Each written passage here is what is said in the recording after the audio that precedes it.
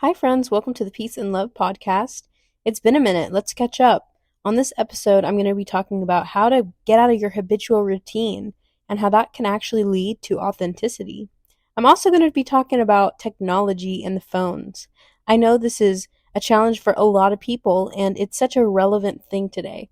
So, we're going to talk about balancing all of life plus your internet life because it kind of morphs into its own world. So, make sure to stay tuned. There's definitely some great exercises in this one. So I've been on a road trip to Texas to see family. And what I love so much about traveling, it forces you to not only be flexible, but to change. The stores that you go to every week are not necessarily where you are all the time, different restaurants, so on and so forth. And one thing I've noticed is it really gets me out of my habitual, and I will develop into a new version of self almost every time that I travel. I come home and I feel something slightly shifted, something's different. And right now I'm feeling dirty on the outside. I've been in the car all day. But on the inside, I feel actually very refreshed and very new because I'm not the same person that I am from when I left. And when you get out of your habitual routine, it shows you who you really are on the inside and what you really like.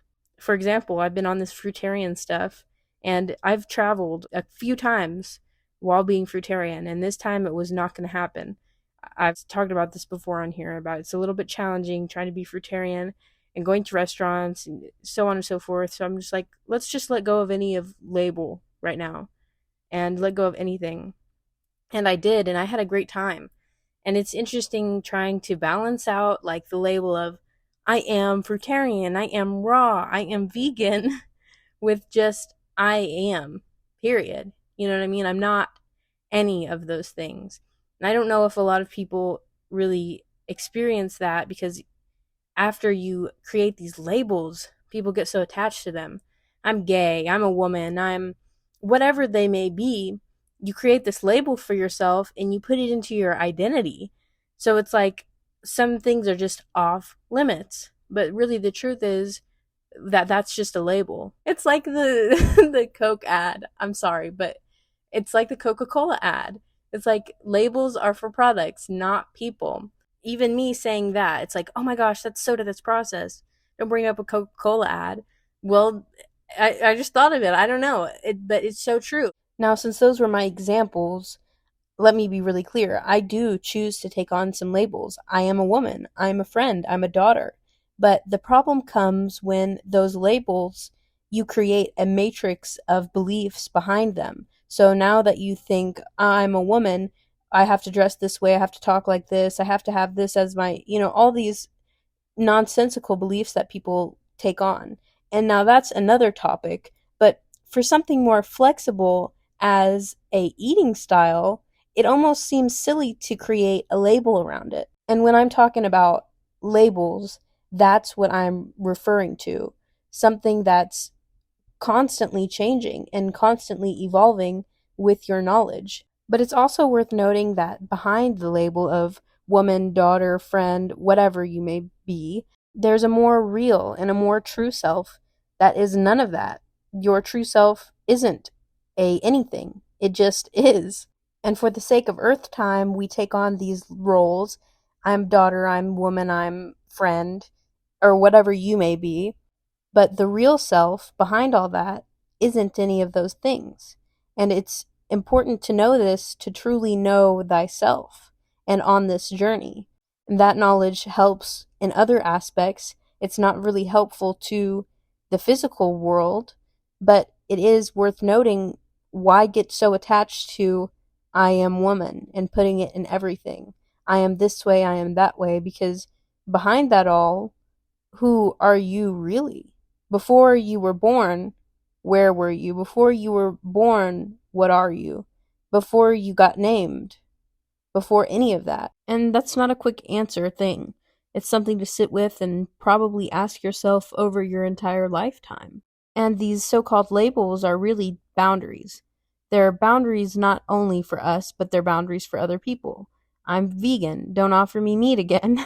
So there's a difference between honoring your boundaries and breaking your own boundaries. There's obviously a huge difference between being unaware and being pulled by something external and being conscious and choosing a different option. If you know the consequences of eating certain things and being in certain places and the overall energy of these things, it makes the actual thing a lot less harmful. There's a huge difference in being pulled in a different direction of I'm addicted to food and I cannot stop eating sugar. I'm addicted to sugar. And a total difference of, hey, this week I know that what's going to happen when I eat sugar, but I'm choosing to eat a birthday cake because my birthday is coming up. It's a completely different scenario, completely different story. Maybe the outcome is the same. You get a little bit of a sugar addiction for a week. You have to deal with the withdrawals of sugar, but it's a completely different context. And like I said before, I'm just on a journey of seeing what's right for me. So I was kind of just winging it food wise there. And it made me a little bit more clearer on what works for me and what does not work, and what probably won't work across the board. Can you believe this? I ate cheese. Now, if you're like a moralist, this is probably not the podcast for you. I'm probably not the person for you because I am just not that way about meat. I'm just not that way about anything. I really don't believe in moralism, and I'm not ever going to preach that something is bad because everything just is. It depends on what you want in life and what you want to align with, the bottom line. So, yes, I did eat an animal product, and I really understand now how most people walk around chronically backed up, chronically constipated, because the way I was eating was just a bit far from what I normally do, but it wasn't anything crazy. But being with a group of people and seeing how they eat and seeing how the American standard diet is, I realized with that how I used to feel. I was like, oh my gosh, the way I feel now is how I used to feel every day. My face is a little bit puffy. I used to just look like this, and I was dragging. And it was surprising, no one else is complaining about, oh my gosh, I literally cannot, I don't feel good, I cannot poop, etc., etc. And on the flip side, some of the things that I thought would be horrible, like sweet potatoes. I've gone really deep into the rabbit hole of learning about food, but I thought that sweet potatoes would not make me feel good. And I ate them and I loved them, and I had a different reaction to it in my body than I thought I would. But it's just like you got to just try and see what works and see what doesn't work. And am I going to swear off cheese for the rest of my life? No. Have I sworn off from anything for the rest of my life? Absolutely not. I could go and do whatever I want to do because I'm not banned from anything. It's the same thing that I tell people about alcohol. I'm not banned from anything, and I haven't drank in a super long time. Do I want to drink? No. But am I banned from it? No. Do I think it's a great idea to drink? Probably not. Same thing with most foods.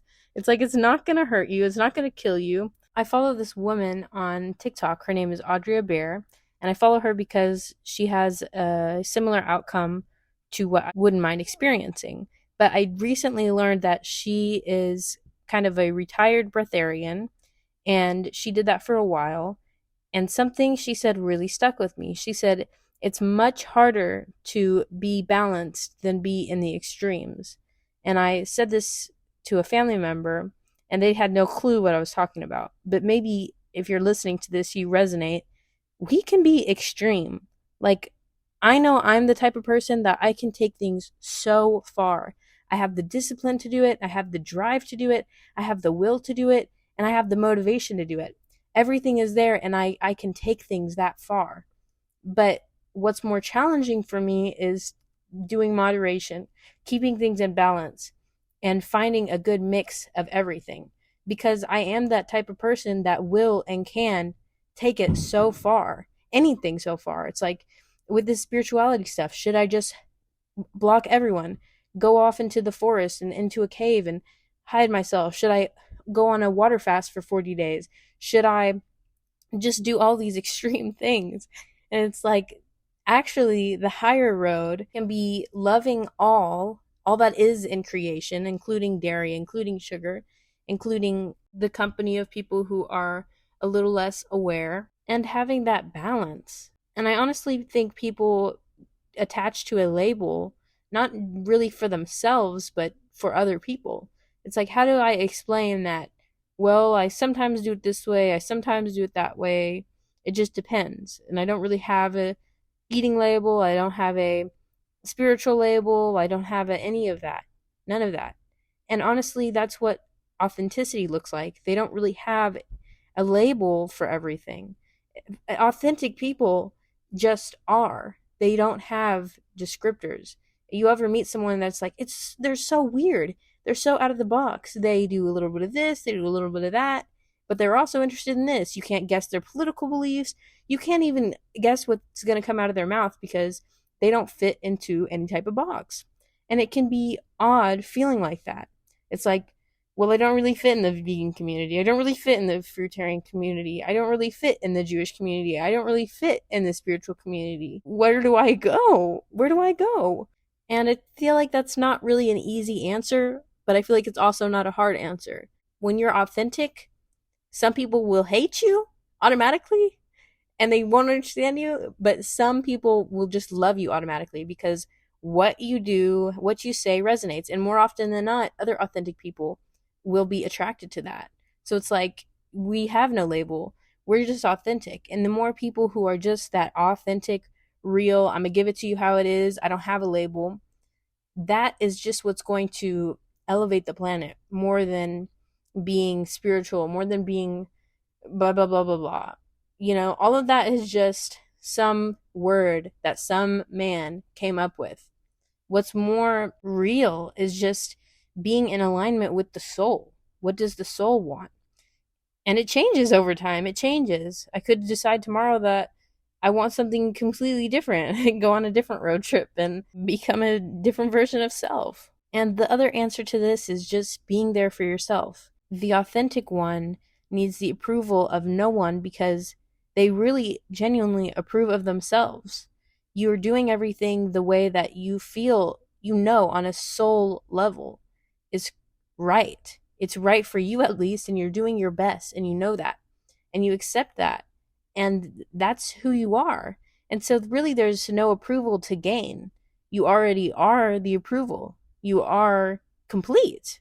To me, that's what authenticity feels like. And if you don't feel like that, who else are you trying to please besides you? And, you know, obviously people are like, well, I have kids, I have a husband, I have a wife. Find a solution that serves all. I was just talking about this today. I don't know how exactly Albert Einstein said it, but he's like, you can't solve a problem with the same consciousness that created it. So just taking that time to be by yourself and get on a road trip, get some space, then you're going to find out who you really are, and you'll have the space to really understand, how can I implement this? And how can I love myself more so that I can love and please everyone else more because I'm pleasing myself? And that leads me perfectly into my next topic about the phone, the technology. A part of the reason I think I kind of strayed away from doing the podcast, it's like I'm checking TikTok, I'm checking Instagram, I'm checking my Snapchat, I'm got my text, my email, you know, everything that everyone has these days. And there's no boundaries on any of it. It can stay with you until 2 a.m. I talk to a lot of people where it's like, I can't go to bed. They are on their phone all night. They'll fall into the TikTok hole. They're on Netflix. It's something like that. It's like, well, we've got to set boundaries with ourselves, first of all. I've set up a new boundary that I'm about to share. And today I was honoring my boundary that I had set myself. And I said, well, back to my cage. And this was really funny for me because it's like freedom is a cage, but the cage is made by you. In a seminar about boundaries, Fred Dodson said, you need to build your own prison or someone else will build it for you. But with your own prison, at least you have the key. I had asked some question that triggered that response. And really, for people like us, probably if you're attracted to this podcast, it's like you have so much freedom, but without that self-discipline, it's just the freedom goes to waste. It's like you're just throwing it away because you're all over the place. And that's how it kind of felt with my phone usage. I was really just getting on my phone habitually and out of boredom. It's like, okay, I open my phone and my thumb automatically finds Snapchat, it automatically finds Instagram. And this is not intentional, obviously. And I would just go on and maybe start scrolling, and all of this without even intending. There's nothing conscious about that. That is so in a consuming state, and it's just brain scattering. How can I do what I need to do if my brain has just watched 15 different ideas in the span of 3 minutes? You know, how you can see different videos on TikTok and it's just so much information. And really on any app, Twitter, anything where you're just reading kind of mindlessly. And the other thing was, I'm getting these messages from people. It's people who want to interact with me. I love it, but I'm just kind of sitting around responding to messages from peers, from friends, from people online. And it's just like, okay, this is taking up a substantial amount of time in my day. Of course, I want to answer all the questions that I can. And feel free to reach out if you have any questions. You know, people want to ask me about specific things, and I love that they're interacting with me. I love that I can share in this way. I'm a firm believer that we need to share in this way, and we need to become friends, create communities. We can all help each other and lift each other up.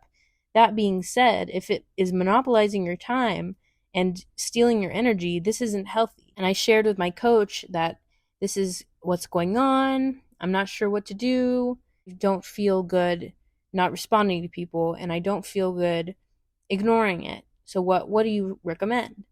Because my coach is very giving, and I knew from the beginning of my relationship he had a great balance with that, because before I had made him coach, you know, he was answering my questions and having time for me. And he said, "Okay, for a week, let's have you respond to everyone 2 times a day. Pick 2 times, intend it, write it out, set your intention, and honor that commitment." And I'm trying it out, and oh my gosh, the first time I did it, I was putting it off. I was like, oh, I'll do this tomorrow. And I'm like, no, no, no, no. Let's start today. The first thing I did was pick out the times that I want to respond to people, and I set my intention, and then I had a challenging conversation with myself and other people. We get into habits of expecting a response from people, and if that is a shift in communication, you don't want the other person to be thinking, did I do something wrong? Just having compassion for everyone. I'm going to let people know, hey, I'm doing this thing. So if I'm not responding to you, I'm not ignoring you. I'm not ghosting you. So I did have a couple of conversations with like that. And that was honestly the reason I was putting this off. What are the people that I have grown to communicate with it on a daily basis? What are they going to do? How are they going to react? Because it's true, you've trained certain people. This is how we interact. When you text me, I text back immediately. We text this amount of times in a day, in a week, whatever the case may be. Now you don't owe anyone anything, but honestly, I do think it's of the highest integrity to let the people know what's going on with you.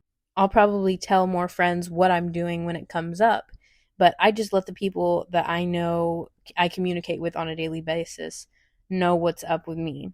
But something interesting I thought about with this as well, I'm currently reading a book called Stillness is the Key. It's a good book. I would recommend it. If you've read Levels of Energy by Frederick Dodson, I'd rate it around a 400s vibe. It's very intellectual consciousness, a lot of talk about intellectual consciousness people and concepts. So, and one of the things that it talks about is the overwhelm of seeing so many notifications on your phone all the time. And so another thing I would recommend is utilizing that do not disturb button. But something interesting from that was he talks about how Napoleon would not open his mail for 3 weeks, because by the time he waited that long and opened the mail, most of the things that people claimed were so urgent and needed his attention right then and there was already resolved, and it wasn't even that big of a deal. Unless you're at a similar consciousness level as Napoleon, I probably wouldn't wait 3 weeks to do that. But I think there's a lot of truth to what he's saying. Some of the things that require your attention immediately, according to other people, it's really not the case. Especially with people that we've given a lot of access to in the past. They almost feel entitled to your brain space immediately. And so you might want to reconsider who has the power to get your attention immediately, and even who gets a response from you. Something that I've been playing with in my mind is, if I was a different version of self, if I had a whole lot more responsibility, I'm the version of self who is running a multi-billion-dollar company, I'm the CEO, who would I be responding to on my phone? What would I be doing on my phone? Who would get response from me? How would my responses look like? What amount of time in my day would be dedicated to what? And how would I really make space for what matters to me? If you have that level of responsibility, how do you balance out work life, play life, and stranger's life? Because nowadays on social media, a stranger can press a button and it notifications onto your phone. And so it's like, how much do you really want other people to have that access into your brain space? I mean, literally, they are stealing your attention. And it's not always that people are trying to harvest your attention. Sometimes that is the case. But other times it's just like, they are looking for something and they happen to be doing that in a way that is putting things into your brain. Do you really want to be seeing all these things from other people? It's all energy. It's all energy that's going into your brain and taking up energetic space. So what do you really want to crowd your consciousness with? Do you want to crowd your consciousness with DMs from Joe and Bill and blah, blah, blah, blah, blah? Or are you wanting to spend it on something else? Because what you crowd your consciousness with is what starts to grow and what starts to manifest. And I'm still working with this one because this is fairly new to me, to only basically be on my phone 2 times a day. I mean, I'm doing other things on there like my Duolingo and watching informative videos, Googling things. Honestly, this made me realize how much I Google things. And it's just been having me see my phone really as more of a tool, not like a toy. It's a tool. I'm still gaining discernment about who can enter my world just on whatever terms. I've started off by responding to everyone at the specified times. And I had a situation come up with work where I didn't respond to a work thing, and I'll have to go out of my way to do something simple when I could have had someone else do it if I would have acted upon it sooner. So I think that it's a balance of figuring out what is actually consistently helpful and somewhat urgent, and what is fake urgent and consistently unhelpful. Certain people might just crowd your phone space just with, hey, how's your day going? I'm eating food, pasta. I'm going to, just mundane things, or even worse than that. I'm having the situation come up with, la la la la, and, you want to have that balance. But it's also not necessarily something that you need to do immediately. But I do think it is worth saying that being available is something that I've been working on and cultivating for the past months. And a part of being available to me was responding quickly to people on the phone. And I don't think the two are mutually exclusive. Just because you're texting someone back immediately does not even mean you're available. Because, for example, I might be hanging out with someone, texting someone back. So at that point, I'm not even present or really available for either one of them. Not only is being available, meaning physically, but also energetically. And creating the space to respond to people also gives you the space to be fully available and to receive what they're actually asking for, maybe even hidden behind their request, and being just attentive to that person for the block that you have sorted for that. And of course, this will open you up to solving problems easily, because when you're focused and present in this manner, intuition is loud and clear. I have a feeling my phone relationships with my friends specifically will gear more towards phone calls instead of texting.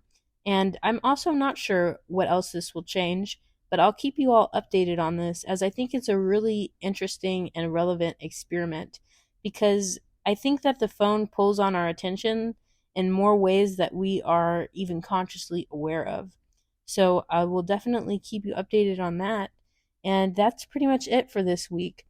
Thanks for tuning in. I really appreciate it. And have a great one.